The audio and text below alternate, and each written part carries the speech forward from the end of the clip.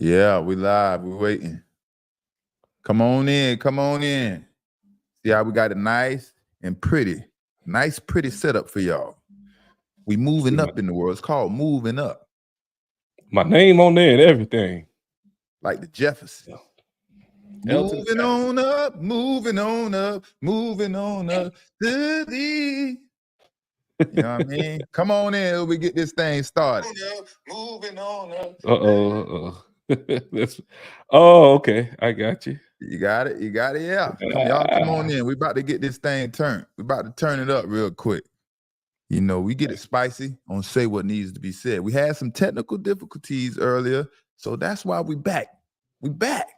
We can't let our people down. We got the beef here. One pass destroyed the internet over here in Southwest Ranches. So my internet was down and y'all couldn't see me, man. So I had to come back. He was looking all good and talking all good and all that good stuff.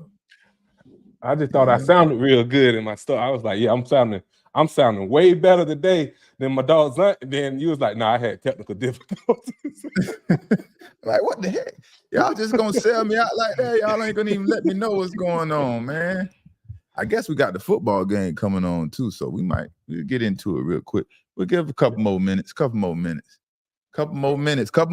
Y'all tell a friend that we're going live. Say what needs to be said, because we got some things to discuss. And we're going to discuss Russell Wilson and the disrespect he is receiving. We're going to get into it. And how do you handle disrespect from the authority? How do you handle the disrespect? You know what I mean? I guess I'm the right one to talk about it. You know what I mean? Yeah. So, couple more minutes. Leave a comment. Like, share the room. Let everybody know. Say what needs to be said. We are live, direct, and we about to give it to y'all because we have to. That's what the Lord Jesus Christ put us here for. You know what I mean? Say what needs to be said. Say what needs to be said. It's your boy Asante, Mr. Pick Six Samuel. I got my dog with me, my co-host, Mr. Elton, EP Patterson. Say what's up, introduce yourself, whatever you need to say. Talk to him, brother. Hey, what's up, man? Hey, this is Elton Patterson, and we on Say What Needs to Be Said. And I think that's what we're about to do today. We got some good topics coming on, my brother. I'm thinking some good ones today, though. Like, it was a nice weekend, bro. So coming off this weekend, we about to get into it. Nice weekend. So let's get into it. First of all, week 15, winners and losers, our reactions and all that good stuff. So we're going to get right into it. The Miami Dolphins versus the New York Jets. And everybody was wondering, how does Tua Tagovailoa do without his best weapon? How does he handle this offense and lead this team without Tyreek Hill? And I must say, he did an excellent job. I was surprised. I can't lie. I was surprised. I was surprised at the way that they put a whooping on the Jets. They beat the Jets down. And yeah, I'm gonna give them a little credit. I can't give them full credit for that because, and I'm gonna talk about it, but let's talk about the good part. We're gonna give them a little bit of credit because they did an excellent job. They beat a good team with a good defense. Not a good team, a good defense. It's not a good complete team, but it's a very good defense. And without having Tyreek on the team is very different for Tua, and he has to adjust. If you've seen last game when Tyreek left the game and Jalen Waddle had to come in the game, even Jalen Waddle wasn't ready for that moment. Tua Tagovailoa, he wasn't ready for Jalen Waddle to be his number one receiver, right? And then the moment came, and Jalen Waddle was surprised. He wasn't making the plays. It just seems like his intensity, his enthusiasm wasn't there, or he was just expecting to always be the second receiver. And then he came in this past game against the Jets, and he was prepared. He was ready for the ball. He was ready for all the screen plays, everything they did with Tyreek. They did it for Jalen Waddle. Go deep, reverse in and out, throw the quick pass, run the ball, run the screens, make a play. And they deliver. But here's the backlash of it, right? Yes, they won against a very good defense and Tua played good. But this team doesn't have anything to play for. They are not going to the playoffs. They're already eliminated. And And like DJ Reed said, the cornerback, he said it's very tough to come in every day and give your best effort, and you know you don't have too much to play for. So that's my thoughts and my winners and losers from the Miami Dolphins versus New York Jets. What do you got to say, brother? Well, I think on that game, man, it was a, I don't want to say challenging game. I see your perspective coming from like when you at the end of the season, you don't have a lot to play for, man. Now, Right. what surprised me with that defense is that they just played the Jets just played Texans the week before, Right. and they was balling. Like you saw Sauce Gardner out there throwing up. He got swag. I'm like, because you got to think now, the Texans are doing pretty good this year, especially C.J. Stroud, but he did get hurt. For sure. He got hurt. So, but they were just playing lights out. Like they were stopping the run game pretty good. So for them to go down in Miami and like lay an egg, it's like, why? And I get it, it's week to week, and you got to remotivate yourself every week when you don't have a lot to play for. But maybe I'm taking away from Miami. Maybe they are good, brother. Maybe even without Tyreek Hill, they still pretty good. So I just got to know. I'm still on the map. Can we say that we still got to see how Miami's going to react instead of just throwing them that they're not good? Well, here's the issue. You have two teams that are known for not being able to beat top tier opponents. So you got the Dallas Cowboys and you got the Miami Dolphins. Yeah, they won a few games here and there that like one game that against top tier talent, but they got to face off next week. So I think that would say a lot right there for those two teams to one of them can jump the hump, get over the hump, and see how it go. But like you say, we're gonna give Tyreek Tua his credit right now. We're gonna give him his credit. He did an excellent job. But it's got to continue, and we're gonna see how things. But I wish Tyreek played so we can have a better conversation about the MVP. Who deserves the MVP? Being that Tyreek was not there, it kind of giving it away to somebody else, leaving him out of the discussion because he didn't play. But that's neither here or there. You know what I mean? Right. But next, let's get into these Kansas City Chiefs versus the New England Patriots. Andy Reid and Patrick Mahomes. What is going on with the Kansas City Chiefs and the New England Patriots? Talk to me. Right. Well, hey, I watched the game, right? And I'm seeing snippets. And the biggest thing that popped out to me about this game is everybody knew Kansas City was going to win. But the biggest thing is like when you're watching, it's like body language is bad. For 2 weeks now, Patrick Mahomes is like whining, crying, frustrated, throwing the helmet down. Validated reasons. It's validated because your student, I don't know what say what needs to be said, brother. Say it. Don't be scared to say it. You say he crying like a baby. Validate the reason why he crying like a baby. He crying out here, and I'm trying to figure out now. KD, Kadarius Toney is people that don't know who I'm talking about. He's been messing up, bro. Lining off all sides, dropping the ball, getting the pick. So I understand it. But for me to see my quarterback, my quarterback, Patrick Mahomes over here just upset, I think it's a trickle-down effect, and it's kind of affecting Kansas City to where you're not really sure about this team because players over here like, what he crying about now, man? We winning. Why he tripping? Now, you played with Tom Brady. Give me your perspective. You played with Tom Brady. Give me your perspective. And with Tom Brady, I think he'd probably look at you like, hey, you got to do better. Everybody level up. I don't know if he was crying like that kind of baby fit kind of thing. I never even experienced any whining, crying matter. If he was fussing about something, it was more of a I'm gonna get you, sucker. You know what I mean? Never was whining.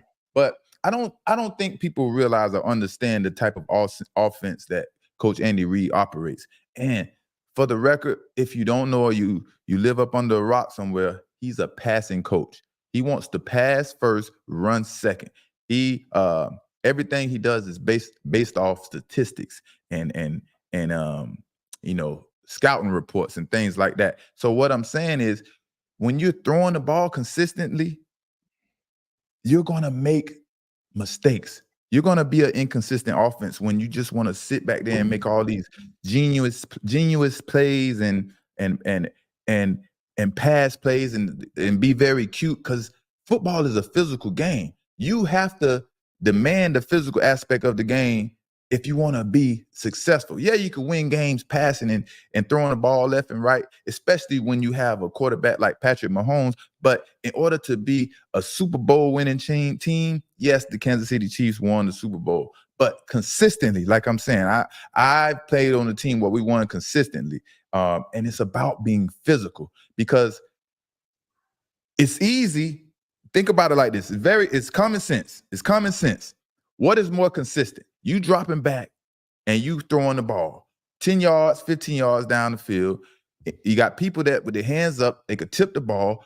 He might possibly drop the ball. You might get sacked. And now you're putting all your offensive line in a vulnerable position every time. When they got a pass block, if you don't understand, I don't know, they're put in a vulnerable position. And it allows the defensive line to continuously be aggressive and just tee off on the offensive lineman. So I think that's going to always be a part of Andy Reid's offense. Inconsistency because he doesn't want to run the ball and establish the run. Now, this is my favorite coach. Y'all don't take this the wrong way. Y'all know y'all like to be sensitive and all that stuff. Get out of your sensitive feelings. I'm just being a critic and telling y'all what I see. But from Kadarius Toney, right, man, I heard Rob Gronkowski on national television saying, you know, should this guy be cut? We can't depend on him. He's dropping the ball.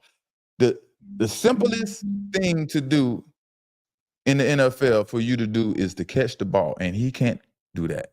Wide open passes, he can't catch the ball, and he's creating turnovers. Right? But I think that was a little harsh. I can't lie. Me and Rob, we come from the same place. We came from the same atmosphere. So that's all he see. What I saw. We saw somebody mess up, they get out of here. They gone. They cut. Mm-hmm.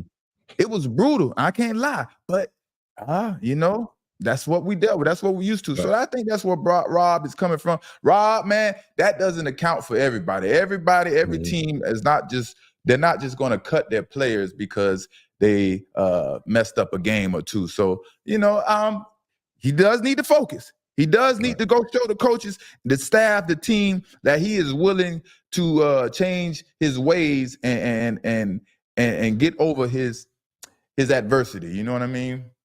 Well, I think he's if you go back to his days at Florida, he's always been that highlight reel guy, right?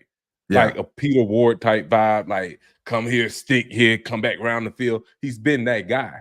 Mm-hmm. They put him after Tyreek left Kansas City. They moved, they was kind of searching, right? Everybody know all of a sudden we got receiver problems. So they put KD, they brought him in like, well, first of all, he was first round pick for the New York Giants. Why he didn't work out for the New York Giants, I don't know. But now they're trying to put him into a lead role. And you ever notice, like, maybe he's not that lead guy. Like, we can get an explosive play from him from here and there, but maybe he's cracking under the pressure. Like, hey, bro, I need this big time play. And it's just, you've seen those guys in the locker room where they call them can't get right. Like, you just can't get all the way depend on him like I can when I'm trying to win a Super Bowl with the Patriots. Everybody do their job. He's the guy that thrives off of doing extra. I want to shake somebody. I want to do this. And it's probably just not missing. And it's probably tearing Patrick Mahomes up. It's bothering him because he just needs somebody to just catch the ball. I'm gonna do everything else. Like I don't even need no juice. I think he was trying to say he's thinking before he catch the ball. He already thinking about what he's going to do. He's that type of player. When you become such a great athlete, sometimes, you know, you try to do more than you really need to do. And I think that's probably, you know, a part of his issues. Or, the highlight reel guy. Yeah, the highlight reel guy. And that's what he used to making highlights. Yep. So some of the time you just got to do your job, catch the ball, and get down. Make it be tackled. You got a first down. It's okay. You got 5 yards. It's positive. So, you know, when you used to being the man, you know what I mean? But now the Dallas Cowboys versus the Buffalo Bills. Woo! I know it. Everybody wasn't expecting that star, the Dallas Cowboys, to take a whooping like that. But that's what happened, right? So we got the Dallas Cowboys versus the Buffalo Bills. What are our takeaways? Who are the winners and who are the losers from the Buffalo Bills and Dallas Cowboys? All right. The Buffalo Bills. What do we like about the Buffalo Bills? First of all, you got to give Joe Brady his credit. I think is his name, the offensive coordinator. They fired Ken Dorsey and made a bold move and put Joe Brady at and made him become the offensive coordinator.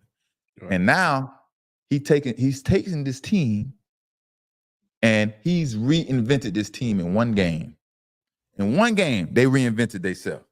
Now, Josh Allen doesn't have to be Superman every play and feel like he has to win the game. Now they are doing what is working. They're taking what the defense is giving.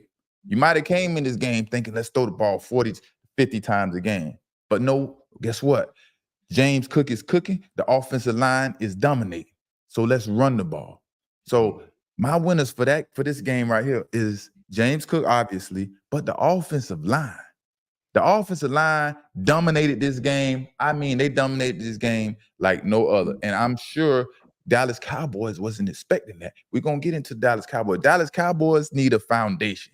They need a foundation. But let me give a shout out to Buffalo Bills and the offensive lineman. You know, offensive line is not the most sexiest position in the NFL, so you don't really hear their name. You don't really see those players, or they don't get that much publicity. But let me give a shout out. From left to right, we got Deion Dawkins. Shout out to Deion Dawkins. We got David Edwards. All right, David Edwards. Mitch Morse, Osiris Torrance, and Spencer Brown. Man, hey, y'all boys balled out, man. Salute to y'all. From one baller to another, y'all did y'all thing. Shout out to James Cook. He did his thing, right? And then for Dallas Cowboys, like I said, a bunch of superstars. It's a bunch of superstars and not enough role players, not enough players that want to do the dirty work. They want a two-gap, stop the run. Not, you know, you can't just have a bunch of players that want to rush the quarterback and get all these fancy sacks, you know, and things of that nature. No, we got to have role players that's going to two-gap, going mano-a-mano, beat the man ass in front of them, and that's what you need. And I don't think Dallas Cowboys has that at this time. And, of course, they are a team, one of those teams that can't beat top opponents. Yes, they done it before. Yes, they done it last week against Philly. Yes, Philly was off, whatever. But if you can't do it consistently, and now you lose like this at a time like this in the year, and at this time of the year, that says a lot. That's a sign, because this time of the year is playoff football, and you have to play your best football this time of the year going into the playoffs. So give me your thoughts, brother. What do you say? Soft. I don't want them to hate me on that one. Dallas Cowboys are soft. Like that's the word I want to go with. They are soft. And let me tell you why. Traditionally, AFC teams versus NFC teams, I played with the Cincinnati Bengals. You played in the AFC. We thought we could run the ball, right? We can run it down the throat. We're going to be more physical. AFC North is all run football during that time. Now it seems like Buffalo comes in town, or they play Dallas Cowboys, and they're running the balls. Right? The O-line, like you say, you gave them a shout out. They're commanding the whole line of scrimmage. A lot of fans don't understand because, like you said, it's not a glorious position, but we knew on the line that the game is really won on the offensive line, defensive line. Whoever controls the line of scrimmage is probably going to win the game. Right. It's the heart. It's what the whole team is made off of, and everybody feeds off of it. So now, if the O-line is blocking for James Cook and he feel like he can get through, now Josh Allen it's going to open up the seam routes. It's going to open up this. He got a little bit more time because now the defense don't know whether you run and pass. And then let's not talk about Josh Allen, that dog of a man back there who enjoys contact himself. So now you got the new offensive coordinator that's allowing these guys to play towards their strength. And I guarantee I went in the team meeting, but I guarantee they said we're going to go in and impose our will on these cowgirls. Definitely. Pretty much. That's all. That was the game plan. Like we're gonna eliminate them. Dak Prescott, even though he did his thing, we just gonna be so tough. He said it, cowgirls. He said it. But listen, that's what it comes down to. I think they just outwilled them, was more physical, got down to the nitty-gritty. Like you said, the Dallas Cowboys probably trying to shoot gaps and everything as opposed to holding these blocks. And they probably don't have a Richard Seymour Vince Wolford type D tackle in the middle that's just stomach out, don't care about no accolades. I'm just trying to take up these blocks so my dogs can get the tackle in the back. They don't got that. Big Ted Washington. Big Ted Washington. Before we get into the juiciness, all right, we're about to move into some juiciness. We got to talk about some other things, but let's talk about this MVP real quick. Who is the leading candidate for the MVP right now in your eyes? I'm gonna give it to, and this is strictly off of no stats or anything. I'm talking about the popularity of the MVP on what it stands for when you think MVP, most valuable player. Yeah. Tyreek Hill. And the reason why he's dynamic. And I think he's one of the players that no matter what team you put him on at this point, he would do good. Because even, and the reason I say that, even you put a backup quarterback like the guy Wilson or somebody who's not a premier quarterback, and they just get him the slant route, he could probably take a yard still. You get him get him a screen, he could probably still take it 80 yards at some point. So I'm gonna have to give it to Tyreek Hill, and he's backing it up. Who you got? Yeah, man, definitely Tyreek Hill is one of the top leading candidates for the MVP. I wish he would have played, but I think the whole question was, does Tua need Tyreek? And that determines if he's the most valuable player, because he was in Kansas City. He left Kansas City, and Kansas City still won a Super Bowl. Yes, we understand that. Now, what if he was still at Kansas City right now? Would they have these struggles? I think not. So, like I said before, I think Tua still has a lot to prove. Even though that was a good team, I'm still not satisfied, or I'm still not convinced that he can do this weekend and week out without Tyreek Hill. So, like you said, Tyreek Hill is definitely the top candidate, but the way Brock Purdy played and the way he is playing, I mean, he is leading in pretty much all the statistical categories for quarterbacks, from completions, touchdowns to yards per attempt. I mean, everything. I mean, he is doing phenomenal. So I think it's going to be a no-brainer. And then you got Christian McCaffrey, who's also doing a hell of a job. But Brock Purdy definitely, hands down, he's the leading candidate. And if he don't get it, the great game manager he is, as Cam Newton like to say, I don't know, he looks like an elite quarterback to me, but Cam wants to call him a game manager, so that's Cam. But that's a great transition right there. We're talking about. You need to say something, brother? No, you good, brother. You hit it. You hit the MVP. I can't argue with that. It's going to be intriguing coming down to these last couple of games. They can blow it. If Purdy go out there and throw 3-pick game or something, he'll blow his chances. And if Tyreek Hill can't quite get back right off of that ankle injury, he might blow his chances. So it's going to be intriguing that next couple of weeks.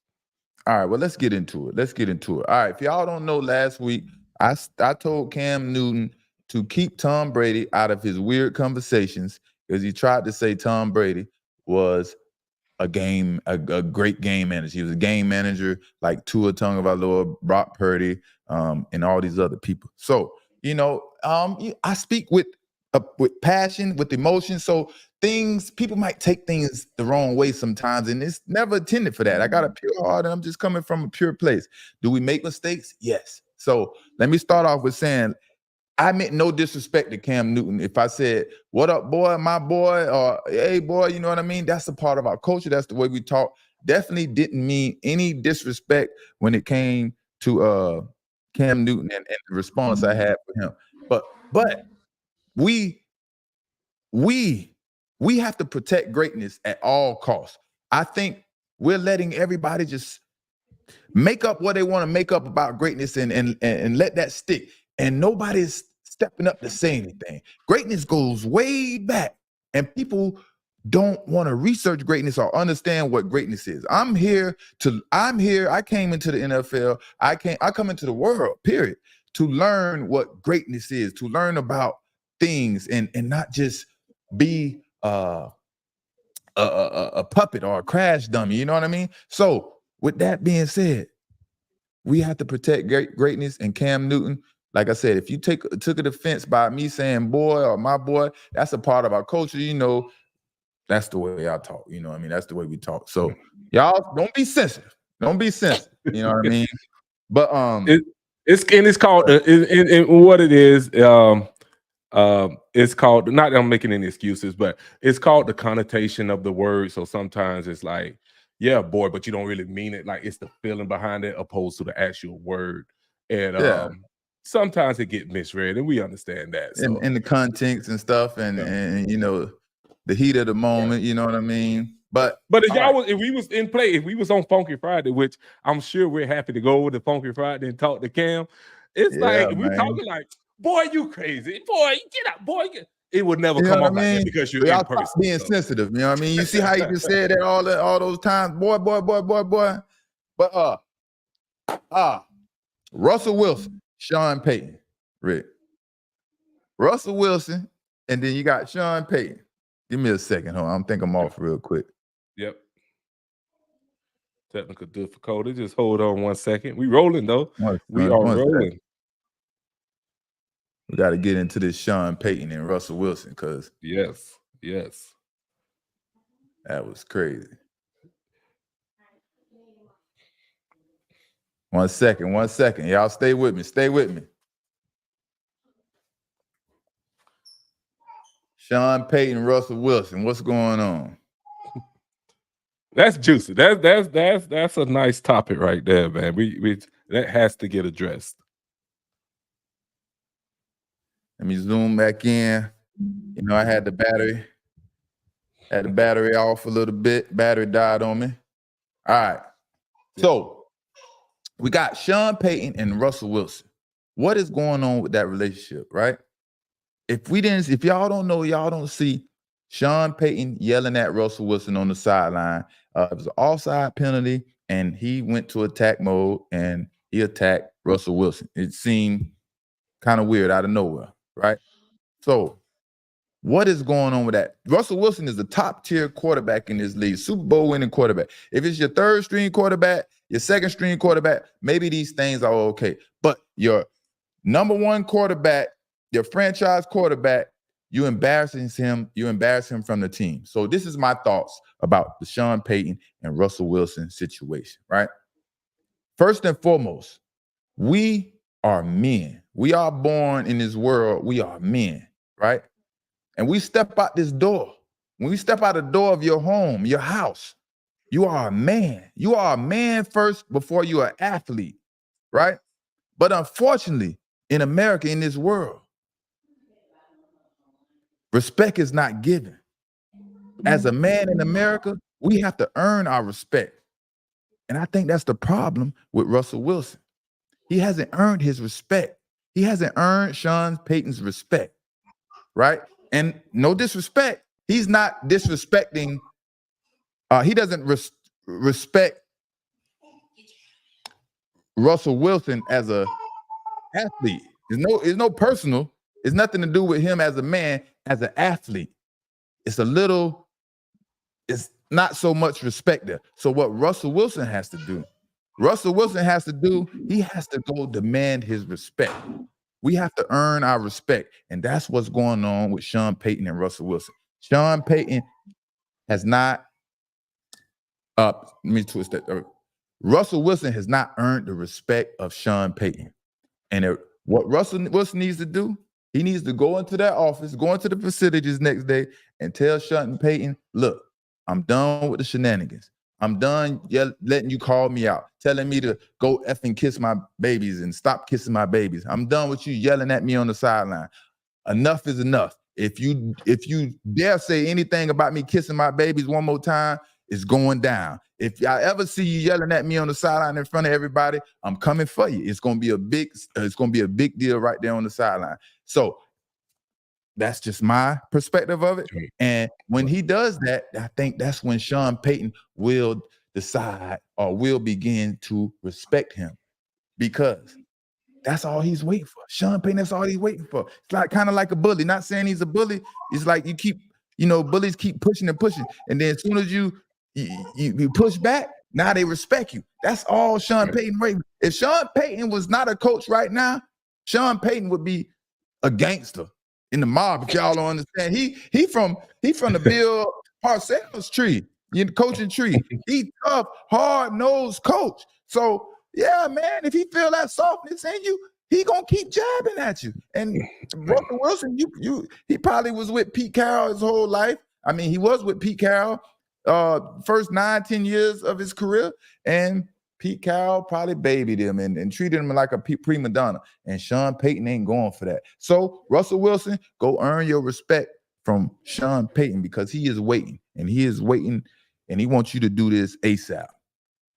Right. Hey, so to piggyback off of that, his years in Seattle, I was watching Marshawn Lynch, and he said something like that. He was like, the way they babied him in Seattle, it was amazing. Like, Russell couldn't do nothing wrong, right? He was surprised. Like, Russell just walked off the field, or he'll throw a pick and didn't care, and they just babied him. So he's probably taking that over to Denver Broncos now. But I will say this. I think it does have something to do with a little personal, because they say how he's getting treated, because they say nice guys finish last, right? He's a nice guy, nice Christian guy. And that's how we're supposed to. The Bible teaches us to be nice all the time. The problem is we're on this earth with devils. I'm not trying to call Sean Peyton the devil, but we have people that don't attack. They attack your niceness. They feed off of it. And it's like, no, I'm trying to be nice and cordial. And they're like, no, you not. They feel like they can talk to you anyway. And I don't agree with that. And I agree with you that he should go in, Russell Wilson, and be like, hey, man, this is the move. I don't know what don't let my niceness fool you. I'm not that type of guy.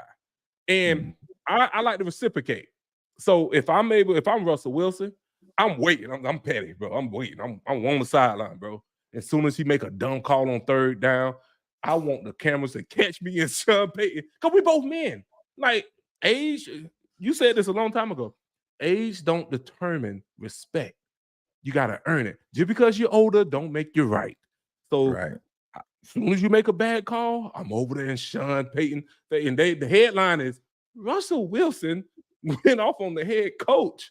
And I probably would, especially at $50 million a year. You can't, like, how do you even talk to somebody like that making $50 million a year? Like, you make more than the coach. I'm over there going off on him, and that'll be the headline, and just say, hey, bro, that's how it feels. Like, we're not going to talk. We're not going to disrespect each other like that. See, like I said, I come from a different place.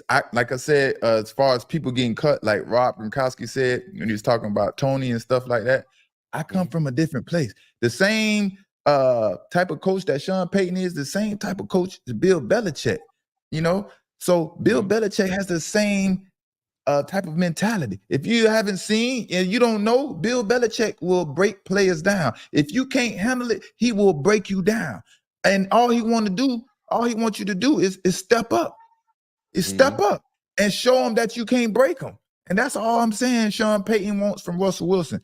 Russell Wilson has to go earn his respect from Sean Peyton. And until he go earn his respect, Sean Peyton will continue to bully and jab at him and continue to push and tell him and yelling at him in front of everybody and tell him to go stop effing kissing those babies and all those things. So Russell Wilson, from me to you, listen to Mr. Pick Six. Listen, I know a lot of people don't like to listen to me, but you need to listen, because I've been there. And you go step up to Sean Peyton, you let him know enough is enough, you done with that shit, he gonna respect you from then. Right. Listen to me, The team will respect you. Because everybody. If somebody you walk right out of that shit, you say what you need to say what needs to be said in your team meeting, and walk right out of that shit. This is what's gonna happen at the team meeting. Watch what's gonna happen. Everybody's gonna be clapping. Everybody's gonna be clapping. It's gonna be like half and half. It's gonna be like, hey, you staying here? I'm finna go with Russell. You staying here in the team meeting? I'm about to go with Russell. That's my quarterback right there. I don't know about that old dude right there, but this is my new quarterback right here. So, Right. Yeah, man. So that's what Russell got to do, man. At like end of the day, we all men. I don't care if you the coach. I don't care if you the president, the CEO. We are men every day, and we have to act like one, no matter if someone has authority over you or not, right? Because it's a dog-eat-dog world. Like you said, people will take advantage of you. And the gangster that Sean Peyton is, he gonna keep pushing. I'm telling you. Sean Peyton gonna keep pushing you, boy, until he's 90 years old if you let him. And you better stop being, you better wake up because, boy, hey, everybody see that mess, man. And the fact that, I don't want to go in too hard, but the fact that the whole world is talking about this, you getting yelled at on the sideline and ain't nothing transpired yet. It says a lot. Like, you know what I mean? Understand, Russell, you are a man first. We are men first. We are man first. I'm not saying he don't respect you as a man. I'm just saying we are man first. It's something to do with you as an athlete. But moving on.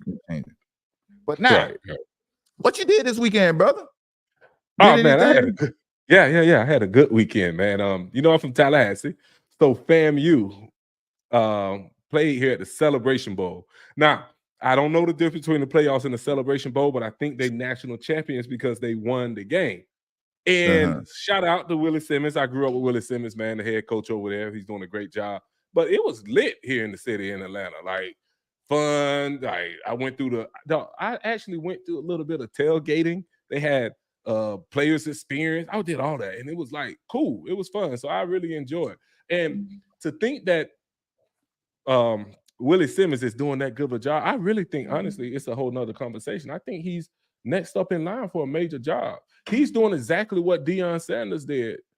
And Deion went to P5. I think Willie is definitely in the contention coming from an HBCU. And I like to see us win and I like to see us grow, bro. So shout out to FAMU. Shout out to Willie Simmons, Dr. Robinson, the whole nine over there. Devin Rispers, he's doing a great job with recruiting. Now, this one thing, I'm going to tell you this real quick about FAMU. They got some great athletes there, bro. Like Division I players. Florida, it's a school in Florida. What you mean? It's Florida. No, fam, you've been there for years, brother. But I get it. But they get these boys in there and they are out there balling. Like, they're going to win the next few years if they keep that system intact over there. So shout out to FAMU. But overall, though, I had an awesome time. It was a fun. I actually went to a game without working. Did you get drunk? Did you get drunk? Did you get lit up? No. I just. Well, you didn't have a good time. What the hell are you talking about? Everybody who's listening, if you hear, you don't have a good time unless you go get lit up. This vegan brother over here, he's drinking vegan juice and Powerade and ginger shots over there. Man, you got to go get lit up, man, because we halfway there. Tell people that we halfway there. We a quarter of the way there. Impressed why I'm not drinking during the day because I want. You trying to save your little quarter of the way there? You trying to say? Hey, you know one thing I learned. This is what I learned about healthy people. Healthy people and people that's not healthy. The healthy people, you just gonna pass away healthy. That's all. That's all they say. You just gonna be a healthy, passed away person. And us unhealthy people, we gonna pass away unhealthy, living a good life and a happy life. You know what I mean? So, hey, all I'm gonna say is pick your battles and know where you go and know when to fold, my brother. How about that? Balance. Well, what's the choice to drink? What's your choice to drink? I'm thinking if you are. I can't do that Hennessy. Like, people still drink Hennessy? Not me. Hey, boy. You drink it? The Hennessy. You talked about the devil. The Hennessy is the devil, boy, to me, boy, because when was the last time you drank Hennessy? It had to be closer to college. Like, no, actually with the artists and stuff like that, when I had my artists and stuff. And that's what made me change, because everybody would be on Hennessy, then everybody just looking mean mugging, and the fight break out. But then I go get the white liquor, get some tequila and stuff like that. Everybody on the table having a good time. It was, I promise you, it was that cut and dry. That simple. Dark liquor, angry. White liquor, good time. Party time. Right. What they say, the white keep you hype and the brown lay you down. Keep you down, baby. Hey, that's the old Weezy, them old school big timers. Hey, but did you see that comment from Rashad Mendenhall? What I read through it. What exactly was he trying to say? I got my thoughts, but what exactly was he trying to say? Let me read it, brother. Let me read what Rashad Mendenhall said. If y'all haven't seen this, man, I'm gonna read this for y'all that's watching. This is what this brother said. Rashad Mendenhall, quote, "I'm sick of average white guys coming in on football. Y'all not even good at football. We can please replace the Pro Bowl with all black versus all white bowl, so these cats can stop trying to teach me who's good at football. I'm better than you. I'm better than your GOAT. How that sound to you? Oh man. Well, yes, all black team will win. Let's not forget that mistake. Like I'm just being honest. Like you say what he says. I don't think anybody white will disagree with that. Like if it was golf, maybe different, but he's got a point. But the delivery is subject because he seemed like he went there like, wow, like who ticked them all? Who made them mad? Like what happened? I don't know what was going on. This was bizarre. Just came out of nowhere. Just hit the live wire like 2 hours ago. Like it was crazy. His tweet got like over 10 million impressions so far, man. Are you Probably serious? more than that. Yeah. Wow. Crazy. Hey, so I wonder, are people offended? Are they agreeing with him? No, they feel like he's racist, and they keep talking about him fumbling the ball in the Super Bowl and stuff like that. So, they're attacking him. I don't know, maybe feeling the heat. They, people still talk about them Super Bowls. They probably send him videos of the Super Bowl, and he don't know what to do. Are they still talking about your Super Bowls? Talking about you dropped the pick? Every time I say something about Belichick, that's the only thing they can say. They showed me a picture of the ball that's going right here above my hands. Ooh. Oh my goodness. I guess because everybody expect you to intercept every ball, you know what I mean? But that's the life of Asante Samuel, man. You know what I mean? But no, by no means. When that ball, I know you was the left corner. So when Eli got out and threw it, or when he threw it to the right, it's like 90% of the people was like, "Oh, that's picked. That's Game picked. over." I know it. I ain't even got to look. Right? Like, oh, it's over. Like, done. He's like, wait, hold on. They were surprised you didn't catch. Right. Not knock it down. Not knock it down. Now, when I asked, not knock it down. If something knock it down, that's not a good play because he don't knock stuff down. But now, on the other hand, those same people that want to send me these pictures and these plays trying to make a mockery out of me because I didn't criticize their favorite coach, I just asked them simply, what if that was the receiver running that route? Would that be a drop or would it be a bad pass? And they don't know what to say. They always stuck on that. But that makes the point clear that you expect Asante Samuel, because he intercepts the ball all the time, to intercept the ball. And that was that. You know what I mean? So, yeah, brother, that was a good reaction to week 15. Yep. What else you got going on? Hey, man, y'all make sure y'all tune in every Monday at 10 o'clock a.m. We had some technical difficulties today. We got it together. See, we got it nice and pretty for y'all. We're getting better and better and better. But before we go, we got the game. The game on right now. It's 0-0, and Philly got the ball. What's your predictions of the game? Who you think gonna win? What's gonna happen? What's gonna happen here? Philly all day. Who plays for Seattle? Nothing. Philly all day. Eagles fly. Seattle's just not that 12th man and all that stuff. They just don't have it like that, man. So I think they're a solid team, but it's definitely Philly all day. If I was a betting man, if I would have got my bet in before the game, I would bet Philly all day. Who do you got over there, brother? Yeah. I'm gonna keep this to myself today. You know what I mean? I'm not gonna even say nothing. You know what I mean? I'm gonna cheat the sister today. You know what I mean? I don't want to upset anybody. You know what I mean? Well, they playing in Seattle. Well, technically, you're Philly fans because you played with Philly. They're mad that you're not saying Philly right now. So I don't know if you can win that one. No way. Either I vote with them or they just mad at me. You know what I mean? But they was dealing with a lot. They're dealing with a lot of people were sick. Jalen Hurts had to catch a different flight because of the stomach bug and stomach flu and stuff like that.